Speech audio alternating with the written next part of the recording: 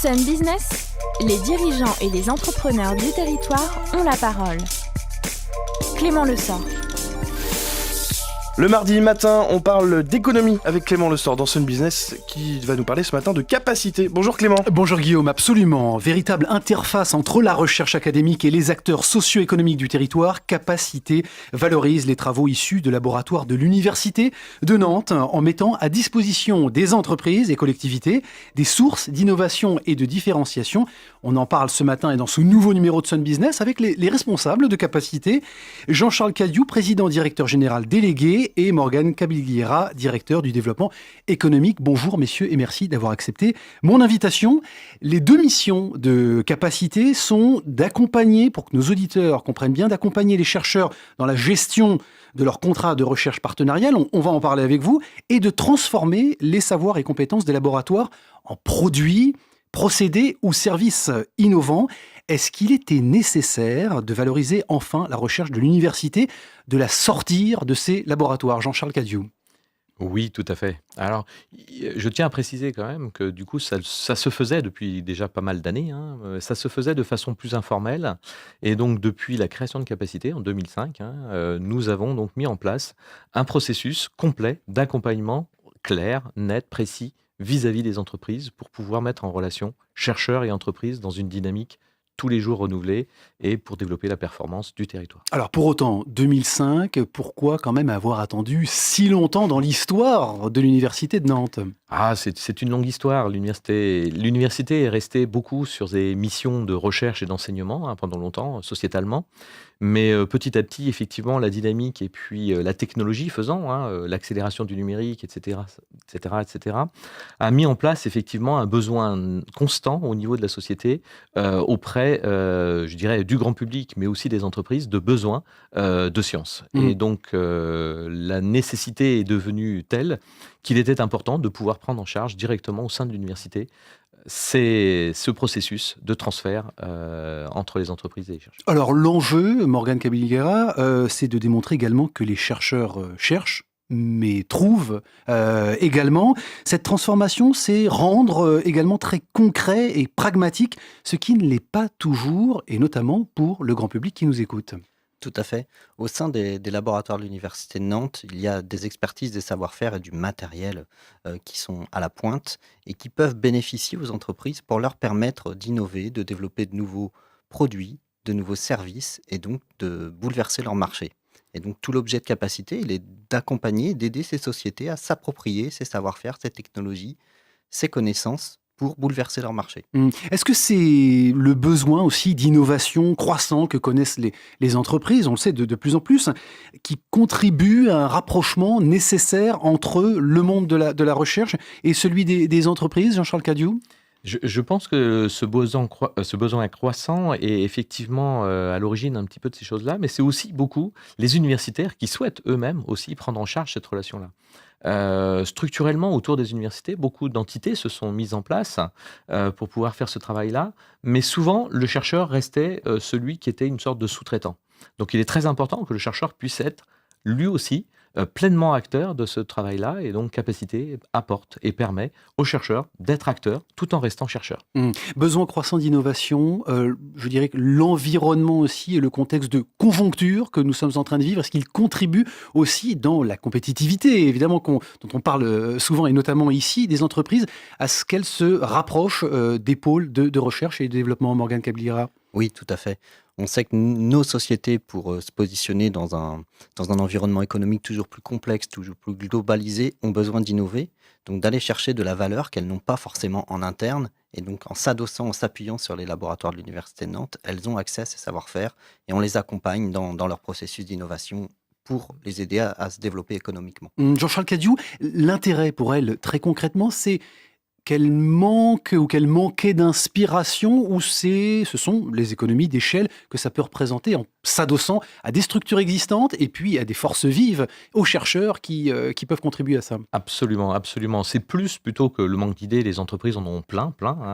Mais effectivement, cette relation avec les universitaires, ça permet surtout de structurer une activité qui va être partagée. La recherche étant dans les laboratoires, ou dans les grands groupes, le développement économique dans les entreprises, notamment sur les PME, et l'association des deux permet à une PME de bénéficier d'une R&D et d'un grand groupe de recherche en partenariat. R&D pour recherche et développement, et justement dans ces environnements-là, on peut se poser souvent la question de la façon dont vous garantissez à la fois, je dirais, la notion de confidentialité et d'exclusivité auprès de vos clients, puisque les entreprises qui vous font confiance sont vos clients, sur des sujets, on l'imagine, quand même extrêmement sensibles, avec des enjeux d'innovation et des questions financières importantes. Morgane Cabigliera. Tout à fait. Nous, en fait, on a une pratique qui se rapproche de toutes les sociétés privées qui font de l'innovation et de l'accompagnement en recherche et développement pour cette société. Tout simplement, on signe des accords de confidentialité avec l'intégralité de nos clients qui les protègent et qui nous protègent aussi autour des innovations qu'on sera amené à développer avec eux dans le cadre de leur projet. Donc la confidentialité est gérée de A à Z au sein de la société pour le bénéfice de nos clients. Alors, une relation entre la recherche et développement que vous incarnez, qui était jusqu'alors plutôt réservée aux grands groupes et aux startups, qui étaient souvent incubées, qui sont encore incubées au sein des universités. Il nous manquait les TPE, les PME. Pourquoi elles arrivent un petit peu en retard sur ces sujets-là ? Alors, je pense que c'est assez historique sur notre territoire en France. C'est cette relation entre TPE et PME qui n'est pas forcément, je dirais, ni sur le côté formation, ni sur le côté justement innovation, je dirais sur le même point d'égalité. Il y a une perception parfois au niveau des PME, à tort, que le chercheur ne va pas s'intéresser forcément à cet aspect, je dirais, plus technologique qu'on va trouver en PME. Alors justement, les chercheurs s'y intéressent, mais surtout pour pouvoir donner du temps aux chercheurs de pouvoir continuer à s'y intéresser, eh bien les salariés de capacité, des ingénieurs, qui sont pour la plupart docteurs, s'intéressent à ces points de vue technologiques. Donc effectivement, on a un côté symbiotique progressif, le chercheur, la technologie, la PME. Alors justement, vous dites qu'ils s'intéressent à ces points de vue technologiques. Ils ont la technologie, ils savent qu'elle marche, qu'elle fonctionne, mais ils ne savent pas pour autant si elle va pouvoir se déployer à grande échelle. Alors comment est-ce qu'on gère, on garantit ces changements d'échelle importants et les succès évidemment à la clé dans ces déploiements et cette envergure-là, Morgane Cabigliera? On ne peut jamais garantir le succès face à un projet de recherche et développement de nouvelles technologies. Par contre, on peut l'optimiser, le maximiser. Le fait est qu'on s'appuie sur des équipes d'ingénieurs qui, eux, sont à la pointe de la technologie, qui ont une habitude de collaboration avec les industriels, qui sont tous aguerris à la gestion de projets innovants et donc qui permettent de, on va dire, fiabiliser, sécuriser le développement de ces technologies et faire en sorte qu'elles atteignent leur marché. Pour être très concret, peut-être nous donner des exemples de relations, de partenariats, puisque vous les nommez comme ça, que vous avez noués avec des acteurs économiques du territoire. Un premier exemple, c'est les partenariats qu'on a pu nouer avec une société qui fabrique du matériel agricole et qu'on accompagne dans le développement d'un robot agricole. On parle de la ferme du futur.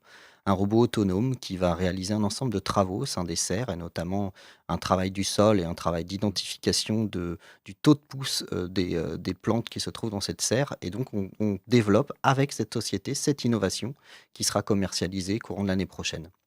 Autre exemple Un autre exemple, on travaille avec plutôt des plus grosses sociétés là, dans le domaine de la santé du futur, où on teste de nouveaux aliments, de nouveaux ingrédients alimentaires qui permettent de limiter la perte de masse musculaire chez les personnes âgées, qui est une maladie qui s'appelle la sarcopénie. Et donc, on travaille avec ces sociétés pour prouver et démontrer que certains ingrédients alimentaires peuvent permettre de limiter cet effet de sarcopénie et donc permettre aux personnes âgées de rester en forme. Vous avez signé également avec Neopolia. Racontez-nous un petit peu les conditions de ce partenariat. Je le rappelle, qui fédère Neopolia plus de 200 entreprises industrielles, principalement en région Pays de la Loire, et puis qui pèse 18 000 emplois et qui travaille autour de 5 clusters que sont la marine, l'oil gas, l'aérospace, le rail et également les énergies marines renouvelables. Racontez-nous ce contexte-là. Alors, la genèse de ce partenariat avec Neopolia est venue d'une collaboration qui a été tissée entre un enseignant-chercheur de l'Université de Nantes et le président de Neopolia, qui est le président de la société Mecachrome, Alain Leroy, qui a été en fait assez surpris et enchanté de la réactivité des laboratoires de recherche de l'Université de Nantes et de leur possibilité de répondre à des enjeux technologiques. En parallèle de cela, ils ont partagé le constat avec leurs adhérents, les 235 entreprises dont vous parliez tout à l'heure, qui avaient une difficulté pour les PME et les TPE à rentrer en contact avec les laboratoires de l'Université de Nantes pour sourcer la technologie du savoir-faire. Et donc, tout naturellement, le président s'est rapproché de nous afin de tisser un partenariat gagnant-gagnant dans lequel on a mis en place en fait des conditions spécifiques d'accès aux compétences de capacité pour les adhérents de Néopolia, pour leur permettre d'avoir un accès rapide et constructif à nos compétences et nos technologies. Bon, dans une logique business, Jean-Charles Cadiou, vous êtes le président directeur général délégué d'une entreprise qui fonctionne avec quel type de modèle économique ? Alors le modèle économique, il est simple, hein, c'est un modèle économique comme tout modèle économique d'entreprise.